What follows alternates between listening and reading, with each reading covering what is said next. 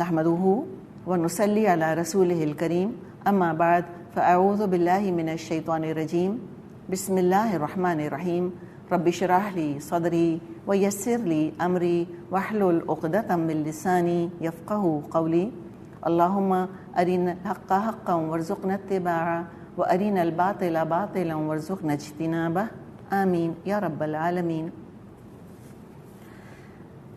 या अय्युहल्लज़ीना आमनू, ए लोगो जो ईमान लाए हो। ये भी आप देखें कि कितनी दफ़ा सूरत अन-नूर में या अय्युहल्लज़ीना आमनू का सीगा इस्तेमाल हुआ है। क्या कहा है उलमा ने इसके बारे में? उन्होंने कहा कि जब अल्लाह ताला पुकारे और अल्लाह ताला कहे या अय्युहल्लज़ीना आमनू, तो कान लगा कर सुनो, गौर से सुनो।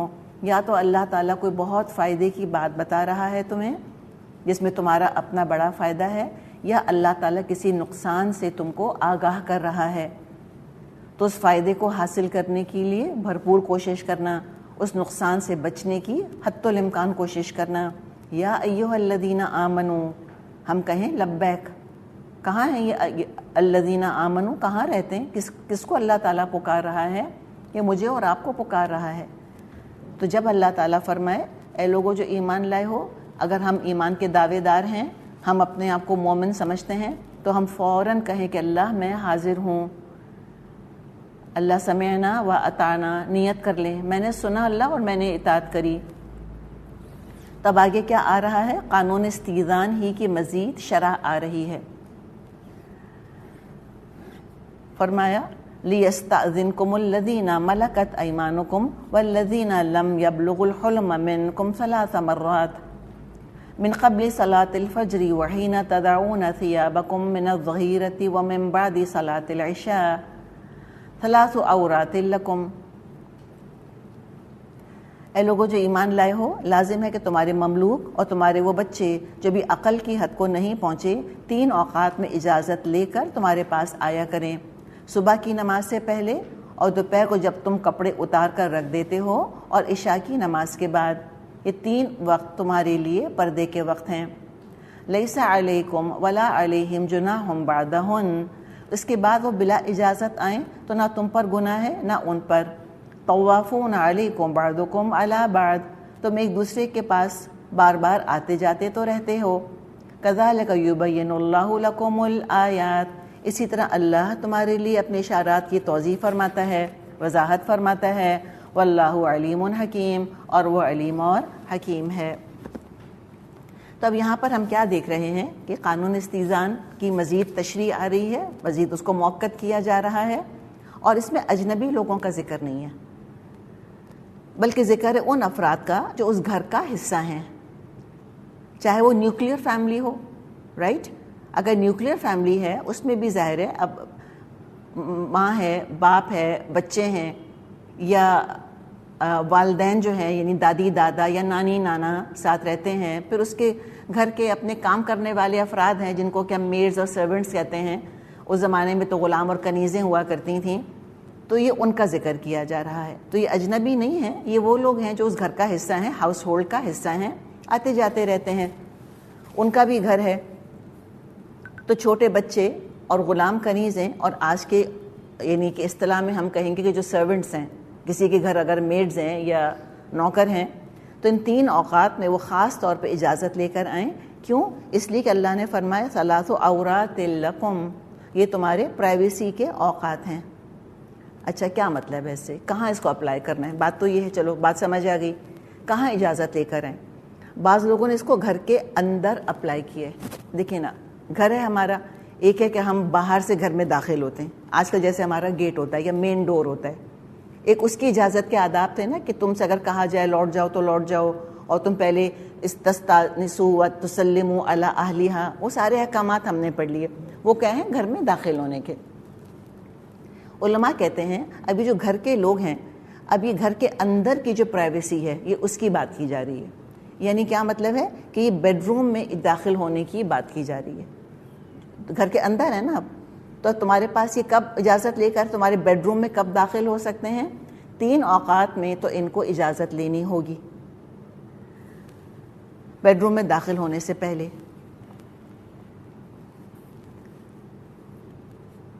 तो اس کا مطلب ہے کہ نارملی تو یہ آ جا سکتے ہیں، لیکن ان اوقات میں پرمیشن لیں گے.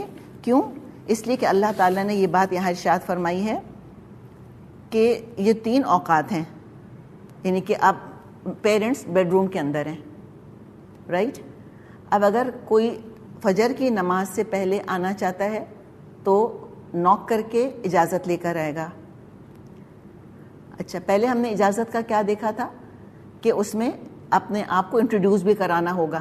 تستانسو کا لفظ آیا تھا نا، لیکن یہاں تستانسو کا لفظ نہیں ہے، تو سلمو کا لفظ بھی نہیں ہے، اس لیے کہ بیڈ روم میں آتے جاتے کوئی نوک کر کے یہ نہیں کہتا کہ اچھا میں فاطمہ ہوں اور السلام علیکم، میں فاطمہ ہوں، میں کیا کمرے میں آ سکتی ہوں. ہم ایسے تو نہیں کرتے نا. دیکھیے جب ہمارے اپنے جاننے والے ہوتے ہیں، جیسے کہ مثال کے طور پہ گھر کے اندر جو ریگولر رہنے والے ہیں، آپ اپنے گھر جاتی ہیں، آپ بیل بجاتی ہیں گھر کی، اب یہ تھوڑی کہتی میں ہوا ہوں دروازہ کھولو، بھئی آپ کی آواز تو سبھی پہچانتے ہیں نا، تو یہ تو کوئی نہیں کرتا اس طرح سے. تو وہ ایک ڈفرینٹ چیز ہے. اور یہ بیڈ رومس میں آنے میں، اس میں تو آبویسلی گھر والے ہی ہیں، تو وہ نہ تستانسو کی ضرورت ہے نہ تسلمو کی ضرورت ہے. ہاں تستانزو کی ضرورت ہے. اجازت لینی ہے کب؟ فجر کی نماز سے پہلے اگر آنا ہے نوک کر کے آئیں گے، اور ظہر کے بعد آنا ہے، دوپہر جس کو قیلولہ کہتے ہیں، اس کے بعد اگر آئیں گے تو اجازت لے کر آئیں گے. اس کے لیے کیا فرمایا اللہ تعالیٰ نے؟ حین تضعون ثیابکم من الظہیرہ، جب تم دوپہر کے وقت اپنے کپڑے اتار کے رکھ دیتے ہو. اس کا تھوڑا سا ہم کو تمدنی پس منظر اور جو کلائمیٹ تھا عرب کا اس کو ذہن میں رکھنا ہوگا. دیکھیں جو گرم ممالک ہوتے ہیں وہاں سیسٹا کا کانسیپٹ ہوتا ہے، دوپہر کے وقت تھوڑی دیر آرام کرنا، جس کو ہم قیلولہ کہتے ہیں، اس لیے کہ دن بڑا گرم ہوتا ہے. اور جو بہت گرم ملک ہوتے ہیں ان میں کام عام طور پہ صبح سویرے شروع ہو جانا چاہیے. اب ہم نے چیزوں کو جو ہے وہ ڈفرینٹ کر لیا کہ ہم 12-1 بجے سے پہلے کاروبار شروع نہیں کرتے. وہ تو ان نیچرل کیا نا، ساری سن لائٹ ہم ضائع کرتے ہیں، پھر بجلی کے خرچے کو ہم روتے پیٹتے رہتے ہیں. خیر وہ الگ کہانی ہے. پوائنٹ یہ ہے کہ عربوں کا طریقہ یہ تھا کہ صبح تڑکے کام شروع کر دیا کرتے تھے. جیسے آج بھی آپ کو نظر آئے گا اگر آپ بائی روڈ جائیں تو جو فیلڈز وغیرہ میں کام کر رہے ہوتے ہیں، سورج طلوع ہو رہا ہوتا ہے اور لوگ اپنی اپنی کھیتوں کے اندر آ کر کام شروع کر دیتے ہیں. تو ظاہر اتنی ارلی مارننگ جب کام شروع کرتے تھے تو کیا چاہتے تھے کہ دن گرم ہونے سے پہلے کام تھوڑا سا سمیٹ لیں اور پھر آرام کر لیں. اور یہ ہمیں آج بھی نظر آتا ہے، درختوں کے نیچے بعض دفعہ لوگ بیٹھے ہوتے ہیں، کچھ کھا رہے ہوتے ہیں، آرام کر رہے ہوتے ہیں، یا اپنے گھروں کے اندر جا کے آرام کر لیتے ہیں. تو یہ ہے ظہیرہ، دوپہر کا وقت، قیلولہ کا وقت. اچھا، اب حین تضعون ثیابکم کا مطلب کیا ہے؟ ثوب کی جمع ہے ثیاب. ثوب کہتے ہیں کپڑوں کو. ہوتا کیا ہے کہ جب انسان آتا ہے اپنے بیڈ روم میں، تھکا ہوا ہوتا ہے، ریلیکس کرنا چاہتا ہے، خواتین ہیں اب وہ اپنے دوپٹے اتار کے ایک طرف رکھ دیتی ہیں.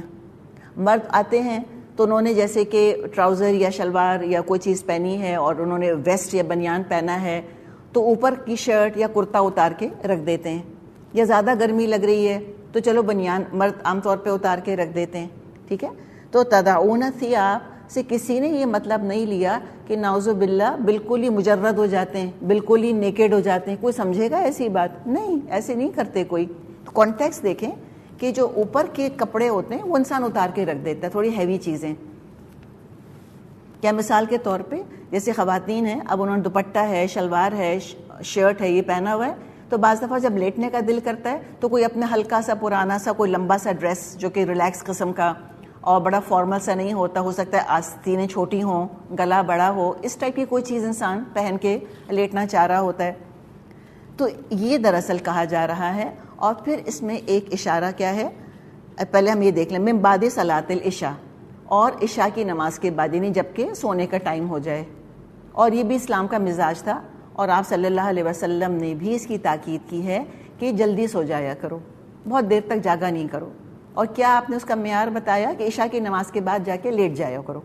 تو عشاء کی نماز سے پہلے سوشلائزنگ، عشاء کی نماز سے پہلے کھانا، یہ سارا کچھ ہو گیا، اور اس کے بعد عشاء کی نماز پڑھ لی اور پھر سو گئے. اور آج دیکھیں حفظان صحت کے لیے کتنا بہترین اصول ہے. Apart from the topic that we are discussing, آج بھی ہم سے جو ڈائٹیشنز وغیرہ ہیں وہ یہی کہتے ہیں کہ کھانا جلدی کھائیں اور کم از کم اس کے بعد 1-1.5 گھنٹے کے بعد سوئیں، صحت کے لیے بہترین ہے. اور بلکہ وہ یہ بھی کہتے ہیں کہ کھانا کھا کے تھوڑا چل لیں. تو یہی ہے نا, جس نے کھانا کھا لیا پھر وہ گیا نماز کے لیے مسجد تک, واپس آیا تو واک ہو گئی اس کی, کھانا نیچے چلا گیا, ہضم ہو گیا, اس کے بعد آ کے سو جائیں. جتنی جلدی سوئیں گے صبح اتنے ہی فریش ہم اٹھیں گے انشاءاللہ. 3 اوقات کا ذکر کیا. ان بٹوین جو ہے کیا فرمایا, جو یہ کہا کہ یہ تمہارے پردے کے اوقات ہیں, تو اس میں اشارہ کس کی طرف ہے؟ اشارہ نمبر 1 تو ریلیکسیشن, اور جو ہم کہتے ہیں نا پرائیویٹ اسپیس, کیونکہ ہو سکتا ہے کوئی ایسے حلیے میں ہو کہ جو وہ گھر کے افراد کے سامنے بھی اس طرح آنا نہ چاہے.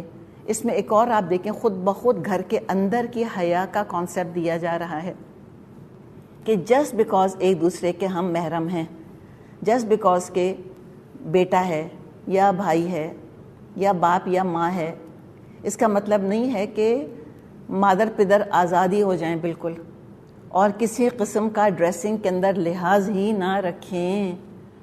یہ ہم نے ایک نرالا کانسیپٹ اب نکالا ہے محرم رشتوں کا, کہ اندر تو کوئی لحاظ ہو تو بھی ٹھیک ہے, نہ ہو تو بھی کوئی بات نہیں. ہر طرح کے حال حلیے میں محرم بھی نہیں آ سکتے ایک دوسرے کے سامنے. باپ کے اندر بھی لحاظ ہوگا کہ وہ ان کپڑوں میں بیٹی کے سامنے نہیں آ سکتا. بھائی میں بھی لحاظ ہوگا کہ میں اس کپڑے میں بہن کے سامنے نہیں آ سکتا. ماں کے سامنے, میں جوان بالغ ہو چکا ہوں, میں نہیں آ سکتا اپنی ماں کے سامنے سلیے کے اندر. اور ماں بہن کے اندر بھی لحاظ ہوگا کہ میں ان کپڑوں میں بیٹے کے سامنے نہیں آ سکتی. بہن میں لحاظ ہوگا کہ بھائی مجھ کو اس طرح نہ دیکھے. تو پلیز ان چیزوں کو سوچیں, اور ہم کس طرف جا رہے ہیں, کیسے گھروں سے ہم لحاظ اٹھا رہے ہیں, حیا کا تصور ہم نے محرم رشتوں سے کم تر کر دیا ہے. یہ بھی لمحہ فکریہ ہے ہمارے لیے. اللہ نے کہا صلاۃ عورات لکم, یہ تمہارے پردے کے اوقات ہیں, تم کو حق حاصل ہے اپنی پرائیویسی میں تم ہلکے پھلکے ہو جاؤ. اور یہ یاد رکھ لیں وہ حدیث کہ بالکل مجرد ہونے سے, تنہائی میں بھی ٹوٹل کپڑے اتار دینے سے آپ صلی اللہ علیہ وسلم نے منع فرمایا ہے. تو اس کو کیا کہیں گے ہم؟ حرام تو نہیں کہیں گے, مکروہ تنزیہی کہیں گے. انتہائی ناپسندیدہ ہے کہ بلا وجہ انسان بغیر لباس کے رہے. تو یہ بغیر لباس کے سونا اللہ تعالی ہمیں اپنی پناہ میں رکھے. یہ یعنی کہ کانٹیکسٹ آپ خود سمجھ لیں, ہر چیز کو ڈیٹیل میں سمجھانے کی ضرورت نہیں. ان چیزوں کا ہمیں خیال کرنا چاہیے, نمبر 1. نمبر 2, جو اشارہ یہاں کیا جا رہا ہے یہ شوہر بیوی کے رشتے کی طرف کیا جا رہا ہے. جو فرمایا کہ ثلاث عورات لکم, کون سے 3 اوقات بتائے ہیں؟ فجر کی نماز سے پہلے, دوپہر کا وقت جب تم ریلیکس کر رہے ہوتے ہو, اور پھر جب رات شروع ہو جاتی ہے یعنی کہ عشاء کی نماز کے بعد. یہ ہسبینڈ اور وائف کے پرائیویسی کے اوقات ہیں اسپیشلی, کہ اس میں ہو سکتا ہے کہ وہ یہ تعلق قائم کرنا چاہیں, ٹھیک ہے. تو اللہ نہیں چاہتا کہ ان اوقات میں ان کو ڈسٹرب کیا جائے. تو جو ہمارے یہاں جوائنٹ فیملی سسٹم ہے, ذرا ان میں بھی ہم غور کریں کہ بعض دفعہ چونکہ سسٹم جوائنٹ ہوتا ہے, بیٹا بہو ساس سسر سب ساتھ رہ رہے ہوتے ہیں, بعض دفعہ ہم یہ اپنا حق سمجھتے ہیں کہ ہم جب نوک کر کے نکالنا چاہیں ان کو نکال لیں کہ آ جاؤ باہر. نہیں, یہ پرائیویسی کے اوقات ہیں. اگر جانا ہو, ارجنٹ کوئی نیڈ ہے تب کسی کو بلایا جائے, ورنہ نہیں. اس لیے کہ یہ ان کا اپنا ایک خاص وقت ہے جو کہ اللہ تعالیٰ نے یہاں جس کا کہ ذکر فرمایا.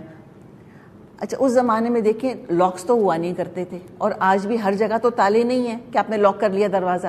تو بیسکلی یہاں پر یہ ہے کہ جب تم اپنے کمرے میں اس طرح سیمی ڈریسڈ حالت کے اندر ہو, یا شوہر بیوی کا اپنا تعلق قائم ہونے کے آثار امکان ہو, چاہے وہ ایگزیکٹ تعلق نہ ہو, چلیں اس سے پہلے کے اقدامات ہو سکتا ہے ہوتے ہوں, تو لاک تو کر لیں دروازہ. اور جب جہاں لاک نہیں ہے وہاں آنے والے حیا کریں, اور وہ پھر اناؤنس کریں کہ ہم اندر آنا چاہتے ہیں, اور جب اجازت ملے تو داخل ہوں. ان دروازہ اگر بند ہے تو بلا اجازت دروازہ کھول کے داخل نہیں ہو سکتے, انہیں نوک کرنا ہوگا. کن کو؟ جو کہ نوکر وغیرہ ہیں وہ, اور جو نمبر 2 چھوٹے بچے. کیوں؟ اس لیے کہ دیکھیں, اگر ہسبینڈ اینڈ وائف چاہے وہ فائنل جو تعلق ہے وہاں تک نہیں بھی پہنچے, یا اس سے پہلے کے اقدامات ہیں, کچھ بے تکلفی ہے, کچھ ہلکا پھلکا معاملہ ہے, اور اس میں اگر بچہ داخل ہو گیا یا کوئی کمرے میں داخل ہو گیا تو والدین کے لیے بھی نہایت امبیرسنگ اور بچے کے لیے بھی نہایت امبیرسنگ. تو یہ حیا کا تقاضا ہے کہ اس طرح پرائیویسی کی حفاظت کی جائے. تو یہ بات بتائی. بچوں کو جلد از جلد الگ کمرے میں شفٹ کر دینا چاہیے. ذرا ان میں سمجھ آنی شروع ہو تو کوشش یہ کرنی چاہیے کہ وہ پھر والدین کے کمرے میں نہ ہوں یا شوہر بیوی کا وہ کام ان کے سامنے نہ ہوتا ہو. دیکھیں اب یہ سب اشارے ہیں، کس کے کیا حالات ہیں، کیا سرکمسٹانسز ہیں، کیا گنجائش ہے، اس کے حساب سے پھر سب کو اپنا اپنا خود ہی دیکھنا ہوگا. تو اس بات کا یہاں پہ دراصل اشارہ کیا گیا کہ ان چیزوں کا لحاظ رکھنا چاہیے. اور گھر میں کسی کو اجازت نہیں، ماں کو بھی اجازت نہیں کہ بغیر اناؤنس کیے وہ کمرے میں داخل ہو جائے اس طرح سے، خاص طور پہ ان پرائیویسی کے اوقات میں. اور اس کے بعد فرمائے کہ بھئی ظاہر اب ہر دفعہ یہ پابندی نہیں لگائی اللہ تعالیٰ نے، بعد میں سب سنبھالیں پھر اپنے آپ کو. یعنی کہ کیا کہا گیا کہ باقی اوقات میں تم گھروں کے اندر بھی پراپر ڈریس پہن کے رہو بھائی. ایسا نہ ہو کہ تم سیمی ڈریسڈ ہو یا ان ڈریسڈ ہو اور کوئی آ کے دیکھ لے. تو اس لیے کہ پھر تو اجازت لینے کی ضرورت نہیں ہے، پھر تو بہت زیادہ پابندیاں ہو جاتی ہیں، بہت زیادہ اوور تکلف ہو جاتا ہے اس کے اندر، پھر تو سب آتے جاتے ہی رہیں گے. تو بچوں کو بھی ٹرین کرنے کی ضرورت ہے کہ جب امی ابو کمرے میں اکیلے ہوں تو نوک کر کے جائیں. اب آج کل ہم کم از کم یہ کر سکتے ہیں. اور آپ کو پتہ ہے بچے عام طور پہ یہ کرتے ہیں نہیں، نہ چھوٹے کرتے ہیں نہ بڑے کرتے ہیں. جیسے میرے ہسبینڈ کہتے ہیں کہ اپنے باپ کا کمرہ سمجھتے ہیں، جب جی چاہتا ہے منہ اٹھایا داخل. تو اب ان کو سکھانا پڑتا ہے. اب میں نے ایک دن کہا میرا بیٹا کمرے میں ہے، میں کہا کہ میں نیکسٹ ٹائم تمہارے کمرے میں ایسی داخل ہوں گی. تو کہتے ہیں نہیں ہمیں پرمیشن ہے، آپ کو نہیں ہے، آپ نہیں آ سکتی، میرڈ ہے ظاہر ہے.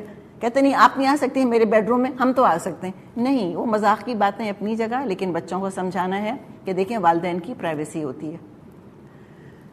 تو ان کو یہ بات سمجھنے کی ضرورت ہے. اور بات ساری پھر آپ دیکھیں کہ ساری بات حیا کی جا رہی ہے. گھر میں حیا کا اہتمام کیا جائے گا، حیا کی حفاظت کی جائے گی، تو آگے لوگوں کو، باقی گھر والوں کو گھر سے نکل کر بھی کنٹراسٹ نظر آئے گا. گھر میں حیا دیکھی ہے اور ماحول میں بے حیائی ہے تو ان کو بے حیائی کم از کم بری لگے گی. گھر کے اندر بھی بے حیائی، ماں بہن کا بھی لباس پورا نہیں، باپ بھائی بھی جو ہے وہ سطر کھولے پھرتے ہیں. اور پلیز ہمارے ہاں مردوں کے اندر بھی کوئی رواج شروع ہو گیا ہے گھروں کے اندر شارٹس پہننے کا، جس میں کہ ان کے گھٹنے بھی ایکسپوز ہوتے ہیں اور ان شارٹس کے اندر ان کی تھائز تک ایکسپوز ہو رہی ہوتی ہیں. اسٹک آبویسلی لوز ہوتے ہیں نا شارٹس، اوپر تک ایکسپوز ہو رہا ہوتا ہے. اللہ کے واسطے ان کو سمجھائیں یا ان کو عقل آنی چاہیے کہ ریلیکس ہونے کا مطلب یہ نہیں ہے کہ ہم ایسے لباس پہننا شروع کر دیں. پھر دیکھیے وہی غیر مسلموں کی دیکھا دیکھی ہم نے یہ کام شروع کیا. تصور کوئی نہیں کر سکتا تھا مرد کہ اپنے گھر کے اندر وہ ایسا لباس پہن کے پھرے اپنی ماں بہنوں کے آگے یا اپنی بیٹی کے آگے. تو لہٰذا اس کو پلیز کانشیس ہوں، ساری پابندیاں عورتوں کے اوپر نہیں ہیں، مردوں پر بھی پابندی ہے. اور سطر مردوں کو بھی اپنا ڈھانکنا ہے. کھیل کود کرنے کے لیے جائیں یا وہ سوئمنگ کرنے کے لیے جائیں تو ان کو اپنا ناف سے لے کے گھٹنے تک تو کور کرنا لازم ہے ان کے لیے.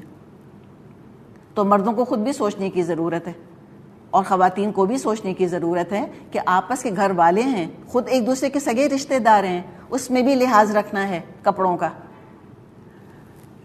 اور حیا کا احساس رکھنا ہے. لیکن گھر صاف ستھرا ہوتا ہے، پھر باہر جائیں اور گٹر کی اسمیل آئے تو بری لگتی ہے. اوہو اسمیل آ رہی ہے گندی. کیوں؟ اس لیے کہ سونگتے نہیں نا وہ گندی اسمیل گھر کے اندر. جب گھر میں بھی گٹر بہتا رہے اور گندی اسمیل آتی رہے تو باہر جا کر کیا ڈفرینٹ لگے گا؟ کہے گا وہی تو چیز ہے جو ہمارے گھر کے اندر تھی. تو انسان کی حس مر جاتی ہے بالکل. اور یہ حیا تیزی کے ساتھ آتی بھی ہے اور تیزی کے ساتھ جاتی بھی ہے. تو لہٰذا اس کا بڑا احساس رکھنے کی اور خیال رکھنے کی ضرورت ہے. تو اللہ تعالیٰ نے فرمایا کہ دیکھو اللہ کھول کھول کے تم کو اپنی آیات بیان کر کے بتا رہا ہے. اللہ تعالیٰ علم والا ہے، حکمت والا ہے. اچھا اب مجھ کو یہ بتائیں کہ اس کا نقصان کیا ہوتا ہے جب گھر میں لحاظ نہیں رکھا جاتا؟ پھر بہت ریلکٹنس کے ساتھ، بہت افسوس کے ساتھ، چونکہ تفسیر کر رہے ہیں ہم تو ہمیں بتانا پڑے گا کہ پھر ہم دیکھتے ہیں کہ محرم رشتوں کی حدیں بھی بعض دفعہ پامال ہو جاتی ہیں. بس میں اتنا ہی کہنے پر اکتفا کروں گی. اور دوسری بات یہ کہ آج کل غلام نہیں ہیں، آج کل کنیزیں نہیں ہیں. گھر میں مرد سرونٹس کو تو آنے کی قطعاً اجازت نہیں ہونی چاہیے.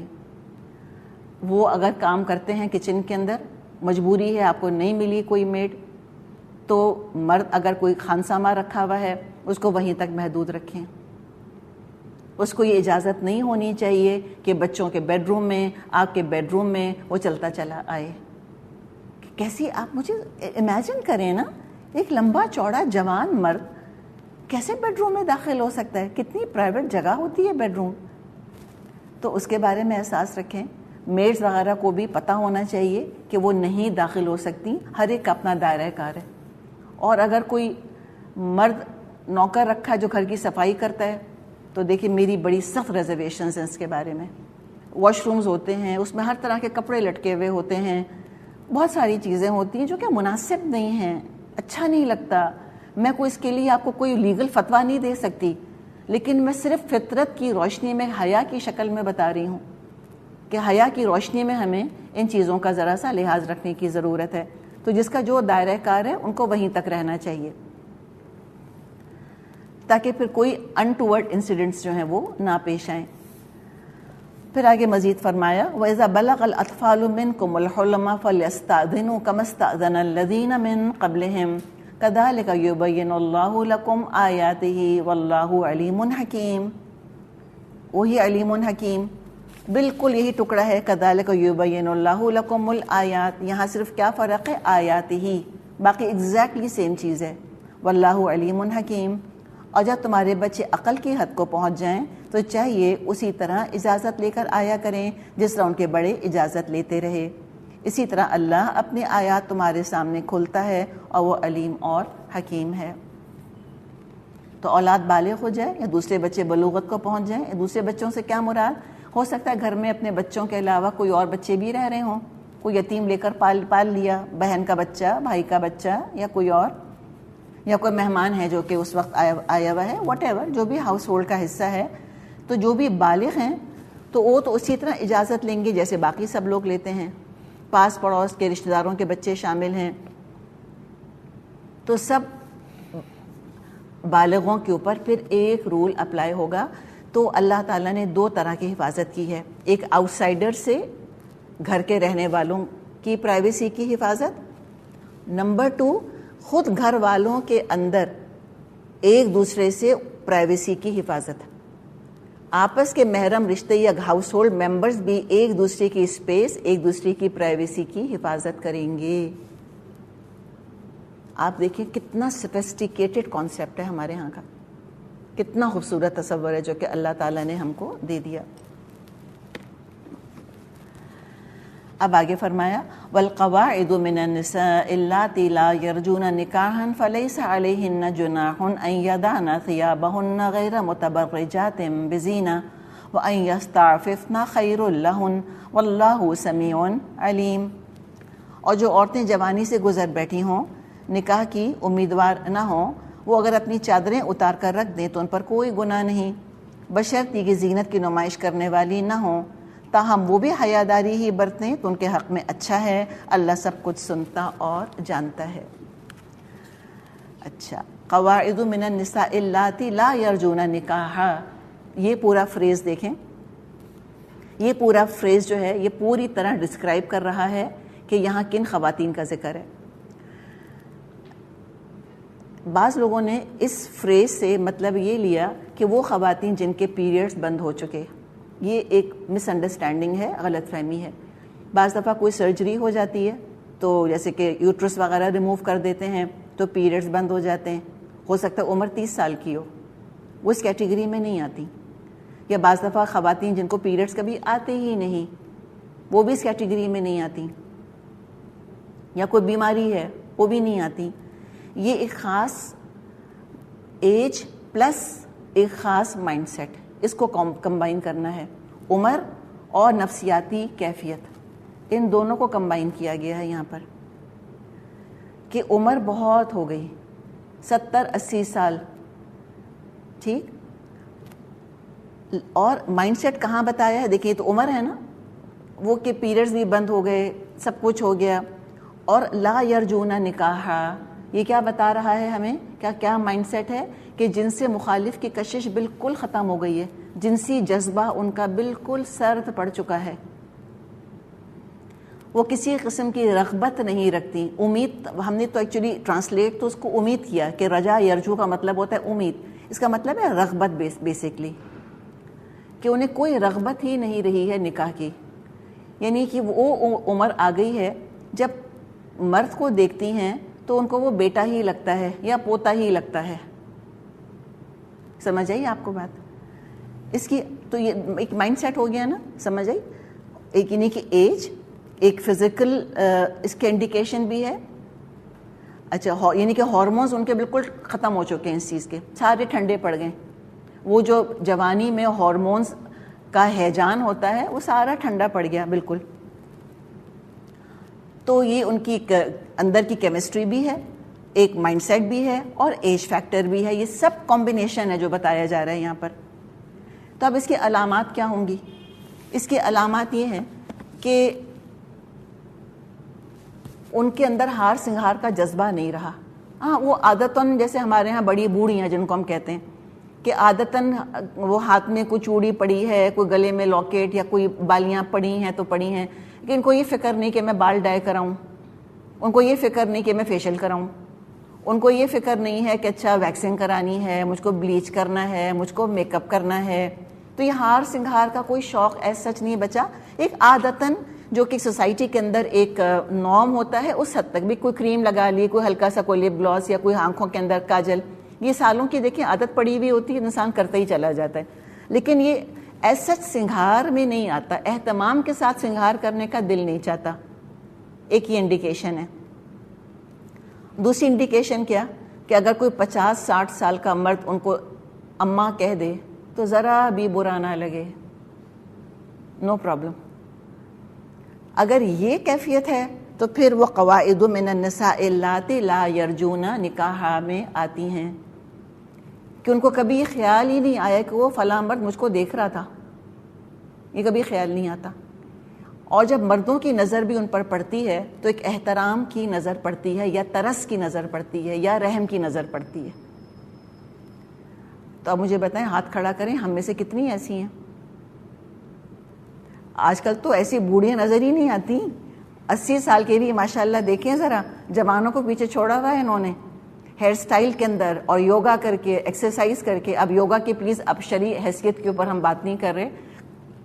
پوائنٹ ہے کہ وہ بھی جم جا رہی ہیں, پارلرز جا رہی ہیں, ان کا بھی ہے بننا سنورنا, اپنے آپ کو ینگ سے ینگ رکھنا. ہر 80 سال کی خواہش یہ ہے کہ وہ اپنے بیٹے کی بہن لگے, اور پریفریبلی چھوٹی بہن. ہر 70 سال کی عورت کی خواہش ہے کہ وہ اپنی بہو کی بہن لگے, ہم عمر لگے اس کی کم از کم. تو اگر یہ ہے تو اسلام نے پابندی نہیں لگائی, کوئی بات نہیں. اگر تو بالکل دل نہیں چاہتا سنگھار چھوڑنے کا, اور ابھی اٹریکشن محسوس ہوتی ہے مخالف جنس کے اندر, دل چاہتا ہے کہ بھئی اگر کوئی مناسب رشتہ مل جائے تو چلو میں شادی کر لوں. اوبیسلی ان کا معاملہ ہے نا کہ جن کے شوہر نہیں ہیں یا جو ان میرڈ ہیں. تو اگر یہ ہے ابھی رغبت ہے نکاح کی طرف, اسلام نے کنڈیم نہیں کیا. اسلام نے یہ نہیں کہا کہ 70 ایئرز آن ورڈز خبردار تم نے لپسٹک لگائی, خبردار تم نے زیور پہنا, یا تم نے کوئی لال رنگ کا جوڑا پہنا, کر کے تو دیکھو جہنم میں جاؤ گی تم. یہ نہیں کہتا اللہ تعالیٰ. سمپل بات یہ ہے, 70 سال کی عمر ہے, 80 سال کی عمر ہے, 90 سال کی عمر ہے, 100 سال کی عمر ہے, لیکن ابھی جنسی جذبہ ایکٹیو ہے, ابھی بننے سنورنے کا شوق ہے, ابھی دل چاہتا ہے کہ کوئی مجھ سے شادی کر لے, میں نکاح کر لوں, اپنے گھر اپنا بساؤں, ایک مرد مجھ کو چاہیے, میرا جذبہ ابھی تازہ ہے. کوئی بات نہیں, کوئی حرج نہیں اس کے اندر. لیکن پھر کیا ہے کہ پھر وہ جوان عورتوں والے احکامات اپلائی ہوں گے. پھر ہوگا کہ وَلَا يُبْدِينَ زِينَتَهُنَّ إِلَّا مَا ظَهَرَ مِنْهَا, پھر یہ اپلائی ہوگا. زینت کریں اور کور کریں. سمپل بات جو ہے وہ یہ بتائی گئی ہے یہاں پر. اچھا, اب جن کے بارے میں کہا کہ ان کو کوئی امید اب نہیں ہے, کوئی رغبت نہیں ہے نکاح کے لیے, تو اللہ نے کہا فَلَيْسَ عَلَيْهِنَّ جُنَاحٌ, تو کوئی حرج نہیں ہے أَن يَضَعْنَ ثِيَابَهُنَّ, کہ وہ اپنے ثیاب کا پھر ترجمہ کیا کریں گے؟ کپڑے. اور مجھے بتائیں کہ کیا اگر ڈکشنری سے ہم دیکھیں گے تو ثیاب کا مطلب کیا نکلے گا؟ کپڑے, کلودنگ. یہ تو لغوی مطلب ہے، لیکن مجھے بتائیں کیا ہم یہ ڈکشنری والا مطلب یہاں اپلائی کر سکتے ہیں؟ کیا یہ کہا جا رہا ہے کہ وہ خواتین کہ جن کی جنسی خواہش بالکل ختم ہو چکی ہے وہ سارے کپڑے اتار کے رکھ دیں ایک طرف تو کوئی حرج نہیں؟ نعوذ باللہ، کو کبھی کسی نے کوئی یہ مطلب لیا ہے کبھی؟ ہمارا ایک کوئی کامن سینس بھی تو ہے نا، اللہ نے دیا ہے ہم کو، اللہ نے فطرت دی ہے، ایک نارم ہے۔ مراد کیا ہے یہاں پہ ثیاب سے؟ مراد ہے کہ وہ بڑی چادریں جو اوپر سے اوڑھا کرتی تھیں، جس کا ذکر سورہ احزاب میں پہلے آ چکا تھا، اور یہ عرب کا نام تھا، جو کہ سورہ احزاب نازل پہلے ہوئی تھی لیکن مصحف میں بعد میں ہے، تو وہاں خمر کا لفظ آیا ہے، وہاں پہ وہاں جلباب کا لفظ آیا ہے، ٹھیک ہے، جلباب، یدنین علیہن من جلابیبہن، تو یہاں ثیاب سے مراد وہ جلباب ہے، وہ بڑی چادر ہے۔ آج کی اصطلاح میں کیا ہے؟ اللہ تعالیٰ یہ فرما رہا ہے کہ اگر عورتیں اتنی بوڑھی ہو گئی ہیں، بڑھیا پھونس ہو گئی ہیں، بالکل بالکل دادی پر دادی ہیں، سفید بال، جھریاں پڑی ہوئی، کمر جھکی ہوئی، ایک جو ہم ایک بوڑھی عورت کا تصور آتا ہے، تو اگر یہ حال ہے تو اگر وہ آج کی اصطلاح میں ہم کہیں گے کہ وہ اگر عبایا نہیں پہنتی یا بڑی چادر سے اپنے اوپر اپنے آپ کو کور نہیں کر رہی تو کوئی حرج نہیں، اس لیے کہ اس میں دیکھیں اس عمر میں چونکہ جھک جاتی ہیں خواتین، نظر نہیں آ رہا ہوتا ان کو، چلنے میں ڈیفیکلٹی ہے، ہو سکتا ہے پھر چادر میں یا عبائے میں یا جلباب میں الجھنے بھی لگ جائیں، تو یہ بھی ایک ڈینجر تو ہے ان کے لیے، اور ضرورت نہیں ہے۔ تو یہ کہا کہ کوئی حرج نہیں ہے اگر وہ اپنی وہ بڑی چادریں اٹھا کے برقعے یا عبائے یا بڑی چادر، وہ جلباب ایک طرف رکھ دیں اور نارمل کپڑے پہن کے بھی گھر سے نکل سکتی ہیں۔ شرط کیا لگائی ہے؟ غیر متبرجات بزینہ، اپنی زینت کی نمائش نہ کر رہے ہیں، بشرطیہ کہ زینت کی نمائش کرنے والی نہ ہو، یعنی ابھی بھی ان کے اندر یہ شوق نہ ہو کہ مجھے کوئی دیکھے، اور اگر یہ شوق ہے کہ مجھے کوئی دیکھے، عمر 70 سال کی ہے اور دل چاہتا ہے کہ 75 سال والا دیکھے، تو اس بیچارے پہ رحم کریں، ویسے ہی ہارٹ کا پرابلم ہوگا یا اللہ جانے کیا مسائل ان کو ہوں گے، اب یہ نہ ہو کہ آپ کو دیکھ کر ان کے دل پہ بجلیاں گرنے لگیں، ہارٹ اٹیک ہی ہو جائے۔ تو ہر عمر کی عورت کو دیکھنے والا ہر عمر کا مرد موجود ہے، 20 سال کی لڑکی کو دیکھنے والا 20 سال کا لڑکا موجود ہے، 70 سال کی عورت کو دیکھنے والا 70 سال کا مرد موجود ہے۔ تو اگر یہ خواہش ہے کہ کوئی مجھ کو دیکھے یا اس طرح کے رجحانات ہیں، زینت کی نمائش کرنا چاہتی ہیں، تو پھر سمپل کیا کریں؟ چادر اوڑھ کے نکلیں، پھر جلباب اوڑھ کے نکلیں، پھر عبایا پہن کے نکلیں، اور پھر دیکھیں وَأَن يَسْتَعْفِفْنَ، اور اگر وہ حیاداری پرہیزگاری اختیار کر لیں، خیر لہن، تو بہتر ہے۔ تو کیا مطلب یہاں پہ یستعففن سے؟ مشورہ کیا دے رہا ہے اللہ تعالیٰ ان خواتین کو بھی کہ بہتر ہے کہ جلباب نہ اتاریں، یہ مشورہ دیا جا رہا ہے کہ اجازت ہے، رخصت ہے۔ تو ان بوڑھی عورتوں کے لیے جب اللہ کہہ رہا ہے کہ جو کہ لا یرجونا نکاحن والی خواتین ہیں، جن کے اندر کوئی کشش مرد محسوس نہیں کرتا، نہ یہ مرد کے لیے کشش محسوس کر رہی ہیں، تو کہا کہ بہتر ہوگا کہ یہ بھی جلباب پہن کے ہی رکھیں، یہ بھی عبایا اسکارف پراپر پہن کے ہی رکھیں۔ تو مجھے بتائیں کہ پھر 15 سال اور 20 سال اور 25 سال اور 40 سال والی عورت جس کے اندر جوانی ہے، حسن ہے، کشش ہے، اس کے بارے میں کیا خیال ہے ہمارا کہ فرض ہے یا نہیں ہے؟ ذرا سا ہم نیوٹرل ہو کے اور حق کو تلاش کریں گے، ہمیں حق کلیئر مبین کلیئر ہمیں حق نظر آ جائے گا، الا یہ کہ ہم خواہش کا پردہ ڈالیں یا ہم کسی پروپیگنڈے کا پردہ ڈالیں یا اپنی مزاج اپنے پسند پر قرآن کو چلانا چاہیں، یا ہم یہ چاہیں کہ ایتی بقرآن غیر ھذا او بدل، کوئی اور قرآن لے کر آؤ یا اس میں تبدیلی کرو۔ تو لوگوں نے کہا کہ خود بدلتے نہیں، قرآن کو بدل دیتے ہیں۔ یہ الفاظ دیکھیں، خود دیکھیں کیا بتا رہے ہیں یہ الفاظ، کہ ان بوڑھی عورتوں کے لیے بھی اللہ کا مشورہ یہ ہے کہ یہ اپنے آپ کو ڈھانپ کر یہ رکھیں، کپڑے تو ہیں ہی اپنی جگہ، بلکہ بڑی چادریں بھی اپنے اوپر باہر نکلتے ہوئے لے لیں تو ان کے لیے اچھا ہے۔ واللہ سمیع علیم، اللہ سب کچھ سنتا اور جانتا ہے۔ اچھا جی، اب یہ بتائیں کہ جب خاندان کی بزرگ خواتین، نانیاں اور دادیاں، جب یہ خود عفت ماب ہوں گی، حیادار حیادار ہوں گی، یہ عبائے کا، چادر کا، اسکارف کا، پردے کا بھرپور اہتمام کریں گی، تو یہ اگلی نسل کو کیا پیغام دے رہی ہیں اپنے عمل سے؟ یہ پیغام دے رہی ہیں کہ تم بھی کرو۔ جب نانیاں اور دادیاں بے پردہ ہو جائیں گی، غیر متبرجات کے بجائے متبرجات بن جائیں گی، خود اپنی زینت کا اظہار، ان کے بھی سر کھلے، ان کے بھی سینے کھلے، ان کے بھی گلوں میں رسیوں کی طرح دوپٹے پڑے، ان کی بھی چست قمیضیں، ان کی بھی بھرپور زینت ہے، ان کے ہیئر سٹائلز ہیں، ڈائے ہوئے بال ہیں، اور ان کا زیور ہے، اور میک اپ ہے، اور ہار اور سنگھار ہے، اور اسی طرح وہ غیر مردوں کے آگے پھر رہی ہیں، بالکل سیدھی چل رہی ہیں، تو وہ کیا پیغام دے رہی ہیں ینگ لڑکیوں کو، اپنی پوتیوں نواسیوں کو، بہوؤں بیٹیوں کو، کہ بیٹا تم بھی ایسی کرو۔ اور بعض دفعہ نہ صرف وہ یہ پیغام دیتی ہیں بلکہ ایکٹیولی پھر وہ پردے کی مخالف بنتی ہیں، کہتی کیا اپنے آپ کو ڈھانک لیا تم نے، اتارو اسکارف، اتارو عبایا، یہ کیا ڈھیلے ڈھیلے کپڑے، یہ کیا بوریاں پہن لی ہیں، ٹائٹ سلوایا کرو کپڑے، یہ تو عمر ہے اس وقت اپنے آپ کو دکھانے کی، اس لیے کہ خود بھی یہی کر رہی ہیں نا۔ تو پھر بعض دفعہ یہ خواتین یہی سب سے بڑا امپیڈمنٹ بن جاتی ہیں ینگ لڑکیوں کے لیے حیا اور حجاب کا۔ اور یہ ہمارے اپنے سامنے کے واقعات ہیں کہ ینگ لڑکیوں نے اسکارف شروع کیا، نانی کے ہاں ملنے گئیں، دادی کے ہاں گئیں، اور دادی نے اتروا دیا۔ اب وہ اللہ کو جواب دیں گی، پھر یاد رکھیں کہ کس چیز کو پروموٹ کیا تھا انہوں نے۔ تو یہ بہت امپورٹنٹ آیات ہیں، اس میں ہر عمر کی عورت کی اللہ تعالیٰ نے ذمہ داری بتا دی ہے، اور فرمایا کہ اللہ سب سنتا ہے، اللہ کو ہر چیز کا علم ہے۔ اچھا جی، اب ہم نے دیکھا کہ اللہ تعالیٰ نے گھر میں داخل ہونے کی کچھ پابندیاں ہیں جو کہ لگا دیں، جس کا کہ عرب معاشرہ عادی نہیں تھا۔ اچھا، اب ایک نارمل ہیومن سائیکالوجی ہے کہ ہم بعض دفعہ ایک ایکسٹریم سے دوسرے ایکسٹریم پر چلے جاتے ہیں، ہوتا ہے نا۔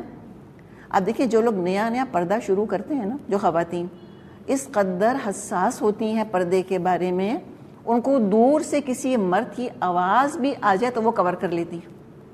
یہ ہوتا ہے شروع میں، اس لیے کہ انسان نے نئی چیز اختیار کی ہوتی ہے، ہم اوور کانشیس ہوتے ہیں اس کے بارے میں۔ تو معاملہ کیا ہوا کہ جب یہ قانون استئذان آیا، جس کا کہ پہلے وجود ہی کوئی نہیں تھا، تو مسلمان ایکسٹرا کاشس ہو گئے، متقی اور زیادہ محتاط ہو گئے۔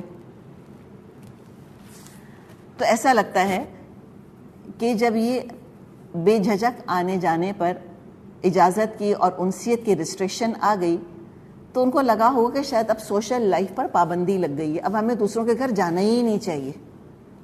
شاید یہ ان کو خیال آئے کہ بے تکلفی شاید ختم ہو گئی بالکل، اب فاصلے بڑھ جائیں گے۔ تو اب یہاں اس آیت میں ان کو بتایا جا رہا ہے کہ نہیں، ایسی بات نہیں ہے۔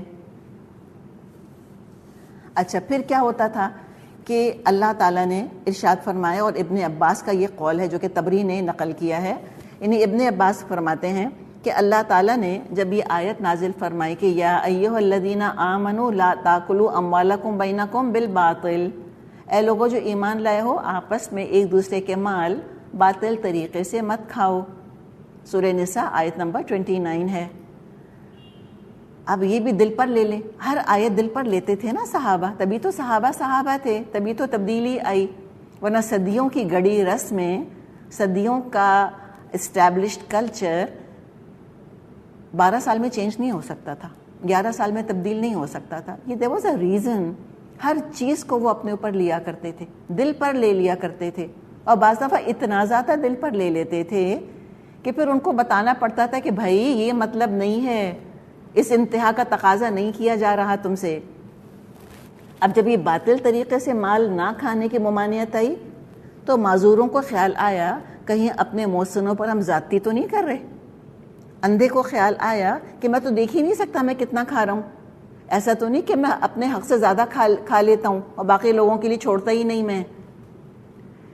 اور لنگڑے کو خیال آیا کہ میں بیٹھنے میں جگہ زیادہ آکیوپائی کر لیتا ہوں، دوسروں کو تنگ تو نہیں کر رہا۔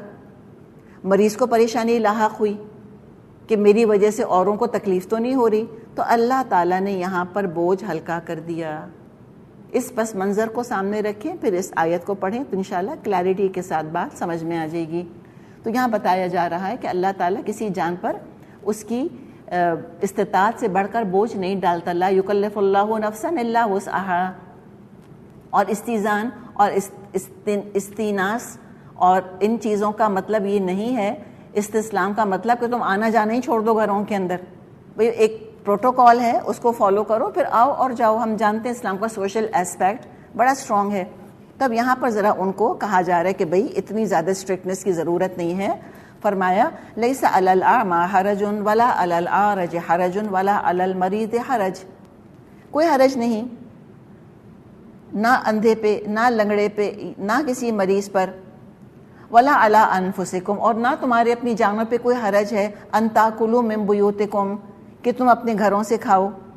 او بیوت آبائکم, یا اپنے باپ دادا کے گھروں میں جا کے کھاؤ. او بیوت امہاتکم, یا اپنی ماؤں کے گھروں میں کھاؤ. یعنی ماؤں سے مراد ہے کہ نانی, دادی, ماں, سوتیلی, سگی سب. او بیوت اخوانکم, یا اپنے بھائیوں کے گھر جا کر کھاؤ. او بیوت اخواتکم, یا اپنی بہنوں کے ہاں کھاؤ.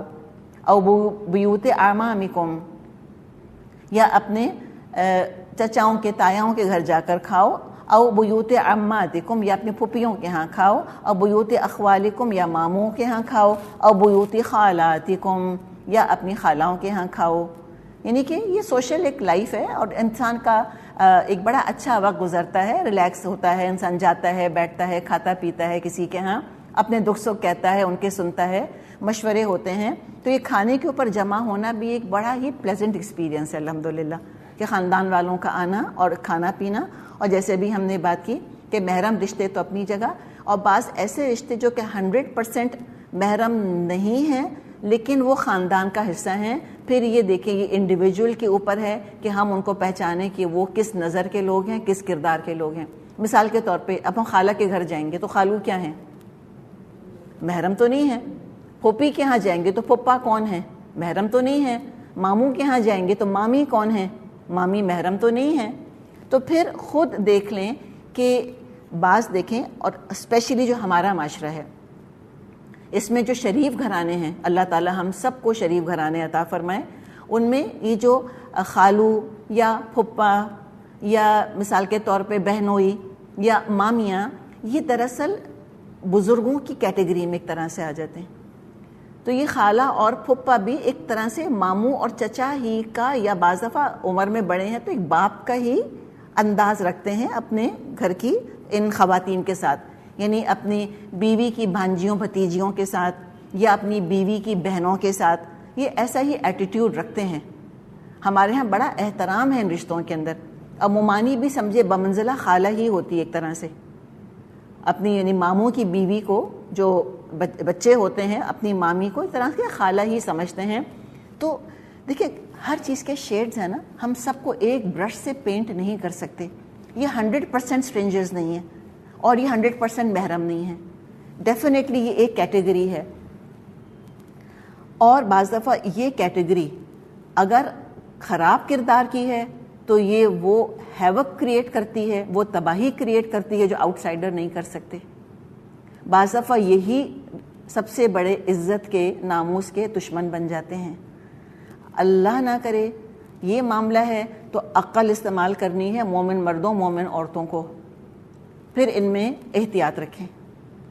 اگر اندازہ ہو گیا کہ بالکل پاک ہیں, الحمدللہ طیبات ہیں اور طیبین ہیں, ان کی نظر کے اندر ادب ہے, احترام ہے, شفقت ہے, محبت ہے, وائبز آ جاتی ہیں نا. عورت تو بڑی ذہین ہے ان چیزوں میں, ہمیں معلوم ہے نا. ہم تو ایک مرد کی باڈی لینگویج بہت جلدی پڑھ لیتی ہیں, اس کی نگاہ عورت کتنی جلدی پڑتی ہے چاہے اس نے ایک لفظ نہ کہا ہو. جس طرح ایک مرد نگاہ ڈالتا ہے نا, پتہ چل جاتا ہے. بیوی کی بھانجی کو, بیوی کی بھتیجی کو, بیوی کی بہن کو کس نظر سے دیکھا اس کو پتہ ہے کہ میرا بہنوئی مجھ کو احترام کی نظر سے دیکھتا ہے, ایک بیٹی کی طرح یا اپنی سگی بہن کی طرح دیکھ رہا ہے, یا میرا بہنوئی مجھ کو ٹیڑھی نظر سے دیکھ رہا ہے. یہ تو خود بھی تو اللہ نے عقل دی ہے نا. کتابیں پڑھنا ضرور آنی چاہیے, چہرے بھی پڑھنا سیکھیں, نظریں پڑھنا سیکھیں, شخصیات کو پڑھنا سیکھیں. تو اگر یہ معاملہ ہے تھوڑی سی اس میں یعنی گنجائش موجود ہے. کوئی ہم ایک بلینکٹ سٹیٹمنٹ نہیں دے سکتے, ہر انڈیویجول کو اپنی جگہ دیکھنا ہوگا. تو اس میں پھر ٹھیک ہے, جائیں, جا کے ساتھ بیٹھ سکتے ہیں, ساتھ کھا پی سکتے ہیں, پراپر ایٹیکیٹ کے ساتھ, پراپر حدود کے ساتھ، اپنے پراپر حجاب کے ساتھ. مردوں کو بھی اپنی نظروں کا حجاب کرنا ہوگا. ان کو ہرگز اجازت نہیں ہے کہ وہ ان رشتوں کو گھوریں یا غور سے دیکھیں. ان کو نظریں اپنی جھکانی ہوں گی، اور خواتین کو بھی اپنی نظروں کا خیال رکھنا پڑے گا. تو منیمم چیز کیا ہے کہ کم از کم نظروں کا تو پردہ رہنا ہی چاہیے. دیکھیے جوائنٹ فیملی سسٹمز ہوتے ہیں، 2-3 بھائی ساتھ رہ رہے ہوتے ہیں. فائنینشیل نیڈز ہوتی ہیں، بعض دفعہ فائنینشیل افورڈ نہیں کر سکتے کہ الگ الگ گھر لے کے رہیں. اس میں ناممکن ہے کہ ہر وقت خواتین چہرہ ڈھانک کے رہیں. اٹس آلموسٹ امپاسبل، نہیں ہو سکتا.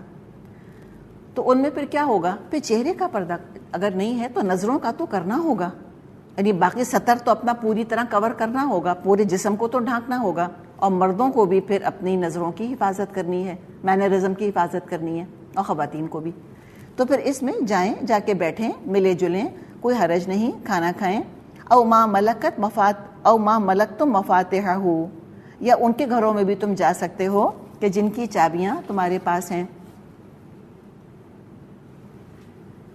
ابن عباس ہی کی تفسیر ہے کہ اس سے مراد یہ ہے کہ آدمی کسی شخص کو اپنی جائیداد یعنی کہ گھر یا باغ وغیرہ کا نگران مقرر کرے تو اللہ تعالیٰ نے اس کو رخصت دی ہے کہ اپنے زیر حفاظت گھر یا باغ سے کھانا یا پھل وغیرہ لے لے یا دودھ پی لے. ٹھیک ہے نا. اب کہا کہ بھئی میں جا رہا ہوں، میرا باغ ہے، ذرا خیال کرنا تم اس کا. تو اب یہ کیا ہو گیا؟ ملکتم مفاتحہ والی کیٹیگری میں آ گئے. تو اب وہاں جا کر ہم دیکھیں کہ اچھا بھئی باغ کا خیال کیا، دیکھا پھل لگا ہوا ہے، سیب لگا ہے، توڑ کر کھا لیا، کوئی حرج نہیں. کسی نے کہا کہ بھئی میں گھر بند کر کے جا رہی ہوں، ذرا گھر کا خیال رکھنا. اب گئے، گھر کھولا، صفائی کی، اب دیکھا کہ بھئی کوئی بادام رکھے ہوئے، اب پورا تھیلا گھر لے کر مت آئیں، ایک دو اس میں سے کھا لیے. مراد یہ ہے کہ اس میں کوئی حرج نہیں. تو اتنی ڈیٹیل میں اللہ تعالیٰ نے ایکسپلین کیا ہے. آپ دیکھیں کہ کس سنجیدگی کے ساتھ لوگوں نے سورہ نور کے احکامات کو لیا تھا. او صدیقکم، یا اپنے دوستوں کے گھر جا کر کھا لو تو بھی کوئی حرج نہیں. لیس علیکم جناح ان تاکلوا جمیعا او اشتاتا، کوئی حرج نہیں تم لوگ مل کر کھاؤ یا الگ الگ، کوئی حرج نہیں اس کے اندر. اچھا یہ کیوں کہا کوئی حرج نہیں کہ مل کر کھاؤ یا الگ الگ؟ اب دیکھیں یہاں پر یہ نہیں کہا جا رہا کہ محرم نامحرم سب اکٹھے ہو کر اور ایک ہی جگہ کھانا کھائیں. دیکھیں ہم نے اس میں شیڈز بیان کر دیے. آئیڈیل پوزیشن کیا ہے کہ مرد الگ کھاتے ہیں، عورتیں الگ. شادیوں وغیرہ میں بڑی پارٹیز کے اندر ایسا ہی ہونا چاہیے. لیکن اب جیسے اپنی بہن کے ہاں ملنے چلے گئے، نند کے ہاں ملنے چلے گئے، آپ کو پتہ ہے نا جیسے ہمارے ہاں یہ سسٹمز ہوتے ہیں. اب اس میں بعض دفعہ یہ یا تو ممکن نہیں ہوتا، یا یہ کہ بعض دفعہ سب اکٹھے بیٹھ ہی جاتے ہیں.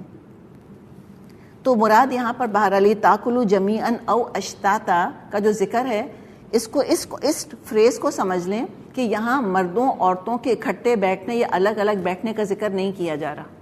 یہ اس کا ذکر نہیں ہے. نہ اس سے یہ دلیل کوئی نکالے کہ اس میں تو کہا جا رہا ہے کہ مکس گیدرنگ ہونی چاہیے. یہ ایبسلیوٹلی آؤٹ آف کانٹیکسٹ ہے چیز. یہ بات ایسی نہیں کی جا رہی. بات جو یہاں پر کی جا رہی ہے وہ یہ ہے کہ جاہلیت کے زمانے میں 2 طرح کی ایکسٹریمز تھیں. ایک ایکسٹریم کیا تھی؟ اکیلا ہی کھاتے تھے اور دوسروں کے ساتھ مل کر کھانے میں نفرت اور کراہیت محسوس کرتے تھے. وائی؟ یہ پھر ہم آج نہیں سمجھ سکتے. آج کیا ہوتا ہے جب میز لگتی ہے تو مجھے بتائیں کس طرح میز لگاتے ہیں ہم؟ 4 لوگ ہیں، میز کیسے لگائیں گی آپ؟ 4 پلیٹیں، 4 چمچے، 4 گلاس. ٹھیک ہے، یہی طریقہ ہوتا ہے نا ہمارے، اس لیے کہ نارم ہمارے یہی بن گیا. جب ہم اس معاشرے کی بات کرتے ہیں اور یہ اس طرح کا طریقہ آج بھی موجود ہے. اس زمانے میں عرب میں طریقہ کیا تھا؟ میز کیسے لگائی جاتی تھی؟ ایک تھال یا یوں سمجھیں 1 چمچہ اور 1 پانی پینے کا پیالہ، گلاس جو بھی کہہ لیں. 1 انسان ہے تو بھی 1 اور 10 ہیں تو بھی 1.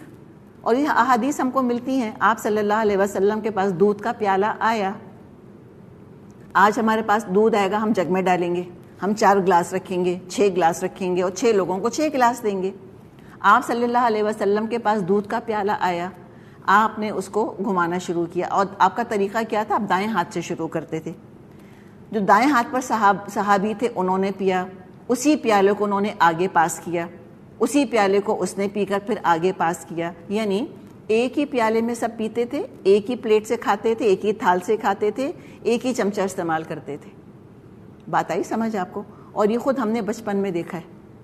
ہم جاتے تھے اپنے ماموں کے ہاں، ہماری نانی تھی وہاں پر، تو ہمارے گھر میں تو خیر وہی جو ہم بات کر رہے ہیں نا اسی طرح ہوتا تھا، لیکن ہمارے ماموں کے ہاں ایک تھال ہوتا تھا، اور اس تھال میں آج تک ہم سب بچے بیٹھ جاتے تھے. میرے ماموں کی 5 بیٹیاں تھیں، تو ہم سب بچیاں بیٹھ جاتی تھیں، اور نانی اس کے اندر کھچڑی رکھتی تھی اور گھی رکھتی تھیں بیچ میں کھچڑی ہوتی تھی. اب جس کو جتنا کھانا ہے نا وہ اپنے آگے لے لیتا تھا اتنا، اور اس کے اندر گھی ڈالا یا کڑی یا جو بھی سالن تھا وہ ڈالا، اور سب نے اسی تھال میں کھایا. ایک ہی تھال دھونا ہوتا تھا بس ان دی اینڈ. اور پنیارا ہوتا تھا، پنیارے پہ وہ مٹکا رکھا ہوتا تھا، مٹکے پہ ایک پیالہ رکھا ہوتا تھا، ہم سب جا کے اسی سے پانی پیتی تھیں. اور بڑے بھی یہی کرتے تھے، ہم بھی یہی کرتے تھے. اس کا مزہ ہی اور ہوتا ہے، اس کا لطف ہی کچھ اور ہوتا ہے. کبھی ٹرائی کر کے دیکھیں. آج کل تو ہم تصور نہیں کر سکتے، ایک نے پانی پیا سنک میں گلاس، دوسرے نے پانی پیا سنک میں گلاس. آپ دیکھیں سنک میں کیا حال ہوتا ہے. تو ظاہر ہے پھر ہم روتے رہتے ہیں کہ ریسورس ویسٹ ہو رہا ہے اور پانی ضائع ہو رہا ہے اور پانی اتنا زیادہ یوز ہو رہا ہے، اور ڈٹرجنٹ نے جو ہے وہ پولیوٹ کر کے رکھ دیا ہے سب کو، پانی کے سورسز کو. اب ہم یہ باتیں کر رہے ہیں. تو لہٰذا جو لوگ ایکسٹرا سینسٹیو تھے وہ ساتھ مل کر کھانا پسند نہیں کرتے تھے. کیوں؟ کہ گلاس شیئر کرنا پڑے گا، پلیٹ شیئر کرنی پڑے گی. اچھا پھر دیکھیں لوگوں کا طریقہ بھی ہوتا ہے نا کھانے کا، ڈفرینٹ طریقے کا. اب کسی نے کھانا کھایا اسی ہاتھ سے گلاس پکڑ لیا تو گلاس تو گندا ہو گیا نا، تو ہم تو نہیں پکڑنا چاہیں گے اس کو کبھی بھی. تو آپ امیجن کریں نا، یہ ساری چیزوں کو تصور میں لے کر آئیں. تو لہٰذا وہ کیا کہتے تھے کہ نہیں بھائی ہم کسی کے ساتھ نہیں کھائیں گے، اکیلے ہی کھاتے تھے. اچھا دوسری ایکسٹریم کیا تھی ان کے ہاں؟ کچھ لوگ مل کر ہی کھاتے تھے، اور تنہا کھانا کنجوسی کی علامت تو گھٹیا پن سمجھتے تھے. جیسے کہ ہمارے ہاں بھی کلچر ہے، اکیلا کھانا بعض دفعہ بڑا برا لگتا ہے لوگوں کو، خاص طور پہ جو ہمارے بڑے بوڑھے ہیں ان کو تو بہت ہی برا لگتا ہے کہ وہ تنہا بیٹھ کر کھائیں. ہندوؤں کے ہاں ہم دیکھتے ہیں چھوت چھات کا مسئلہ بہت ہے، کیا پتا ان کے یہاں بھی اس طرح ہوتا ہوگا. اور کچھ کا معاملہ یہ تھا کہ جب تک کوئی ساتھ دینے والا نہ مل جائے کھانا ہی نہیں کھاتے تھے، کہ اکیلے کھائیں گے ہی نہیں ہرگز. اور بعض دفعہ فاقے کر جاتے تھے، ایسے مہمان نواز تھے یا ایسا ساتھ مل کر کھانے کا شوق تھا. تو پھر یہاں پر کیا کہا گیا کہ الگ الگ بھی تم کھا سکتے ہو اور ساتھ مل کر بھی کھا سکتے ہو. تو یہاں جینڈر سیگریگیشن یا جینڈر نان سیگریگیشن کی بات نہیں ہے، پلیز پوائنٹ سمجھیں. یہاں کہا گیا کہ تنہا بھی بیٹھ کے میز پر کھا لو، نو پرابلم، مل کر کھاؤ تو بھی ٹھیک ہے. لیکن جو گھر والے ہیں ان کو چاہیے کہ مل کر کھائیں، اس لیے کہ مل کر کھانے میں برکت ہے. صحیح مسلم میں حدیث ہے، آپ صلی اللہ علیہ وسلم نے فرمایا طعام الواحد یکفی الاثنین، ایک کا کھانا 2 کو کافی ہو جائے گا. وطعام الاثنین یکفی الاربعہ، 2 کا کھانا 4 کو پورا ہو جائے گا. وطعام الاربعۃ یکفی الثمانیہ، 4 کا کھانا 8 کو پورا ہو جائے گا. اور یہ ہوتا ہے کھانا آپ نے رکھا، ایک آیا کھایا، دوسرا آیا اس نے کھایا، برکت نہیں ہوتی. وہی کھانا اکٹھا رکھیں، سب اکٹھے کھائیں، اللہ کا نام لے کر کھائیں، برکت ہو جاتی ہے. تو یہ بات انہوں نے کہی ہے جو کہ ہم نے یعنی کہ نبی اکرم صلی اللہ علیہ وسلم نے مشورہ بہرحال یہی دیا کہ گھر والے اکٹھے کھائیں، لیکن الگ الگ کھانے میں کہا کوئی حرج نہیں.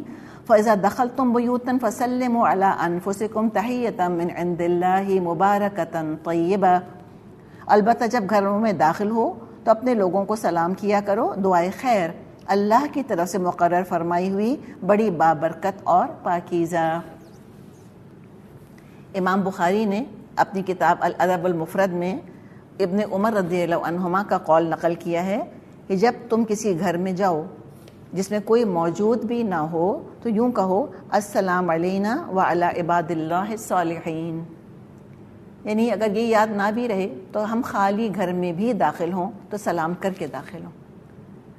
آپ گھر جاتی ہیں، ہو سکتا ہے آپ گھر لاک کر کر آتی ہوں یا لاک کر کے گئیں، کوئی بھی نہیں ہے گھر میں، بسم اللہ پڑھ کے داخل ہوں، ٹھیک، دایاں پاؤں اندر رکھیں اور بلند آواز سے سلام کریں، السلام علیکم ورحمۃ اللہ وبرکاتہ، یا السلام علیکم، یا السلام علینا وعلی عباد اللہ الصالحین. اس لیے کہ گھر کبھی خالی نہیں ہوتا. کون ہے اس میں؟ فرشتے، اور کون ہو سکتا ہے جن ہوں، لیکن صالح. ہاں تو کہا کہ سلام کر کے. تو گھروں میں کون سلام کرے گا مجھے بتائیں؟ اب ہم گھر میں داخل ہوئے، یا تو گھر خالی ہے تو بھی سلام کر کے داخل ہوں گے، یا ہم گھر میں داخل ہوئے اور گھر میں لوگ ہیں، بچے ہیں، یا ہو سکتا ہے کوئی میڈ آپ کی کام کر رہی ہے، یا اور گھر کے اندر بڑے بوڑھے بزرگ واٹ ایور، تو کون کس کو سلام کرے گا؟ باہر سے آنے والا گھر والوں کو کرے گا، چاہے وہ چھوٹے ہیں، رتبے میں چھوٹے، عمر میں چھوٹے یا بڑے یا واٹ ایور. ادب کیا ہے؟ باہر سے آنے والا سلام کرے گا. پھر فرمایا کذالک یبین اللہ لکم الآیات، اسی طرح اللہ تمہارے لیے آیات کو واضح کرتا ہے. لعلکم تعقلون، توقع ہے کہ تم سمجھ بوجھ سے کام لوگے. دیکھیں سلام کرنا جو ہے نا، سلموا علی انفسکم تحیۃ من عند اللہ، وہ جو اللہ نے سلام سکھایا، تحیہ گریٹنگ سکھائی، مبارکتن طیبتن، بڑی بابرکت، بڑی پاکیزہ. تو سلام کرنا کیا ہوا؟ بہت بابرکت عمل ہے، بڑا مبارک عمل ہے. اس سے محبت حاصل ہوتی ہے، اختلافات ختم ہوتے ہیں، برکت آتی ہے. کثرت سے سلام کرنا چاہیے دوسرے کو. گھر والوں کو سلام کیا کریں، سلامتی آتی ہے اس سے، برکت آتی ہے اس سے الحمدللہ.